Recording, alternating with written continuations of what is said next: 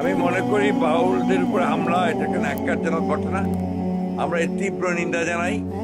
এটা ডেফিনেটলি বাংলাদেশের যে আবহমানের যে সংস্কৃতি, গ্রামীণ বাংলা সংস্কৃতি, আমাদের এই বাউল যারা, তারা বাংলাদেশের অর্থনীতিতে মাঠে ঘাটে প্রান্তরে এই বাউল গান গেয়ে বেড়ায়। তাদের উপরে হামলাটা এটা একটা উগ্র ধর্মান্ধদের হামলা বলে আমি মনে করি, এবং এটা সঠিক নয়। এই ধরনের হিংসা প্রতিহিংসা আপনার পথ বেছে নেওয়া কারোর জন্যই শোভনীয় নয়। আমরা অবশ্যই এটার আপনার সুস্থ তদন্ত দাবি করি এবং নিরসন দাবি করি।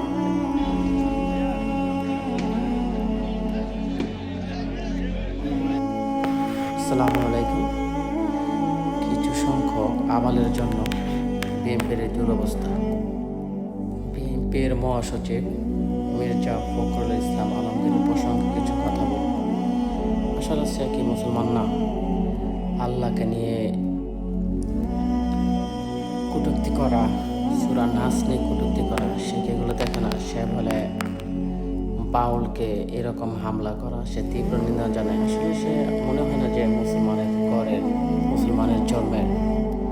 তাহলে চলুন দেখে আসুন বাউল আবুল সরকার কি বলেছেন। চলুন। আল্লাহর কথার কোনো গুয়া মাথা আমি কিছুই পাই না। আল্লাহর কথার কোনো গুয়া মাথা আমি কিছুই পাই না। মাথা কোনটা গোয়া কোনটা এটা আমি পাই না। কেন পাই না? এই যে একটা কথা বলছে, আওয়ালুমা খালাকুল্লাহে ইশক, প্রথম সৃষ্টি ইশক। আওয়ালুমা খালাকুল্লাহে। সূরা নাসের মধ্যে এত নাচ কেন?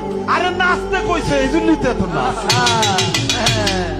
উলাউ জুবিরা বিন নাচ, মালিক হিনো নাচ, ইলাহিনো নাচ। হ্যাঁ, মিন শাররিল ওয়াসওয়াসিল খান্নাস আল্লাযী ফি সুদুরিন নাস মিনাল জিন্নাতি ওয়ান নাস। ফি সুদুরিন নাচ কইছে।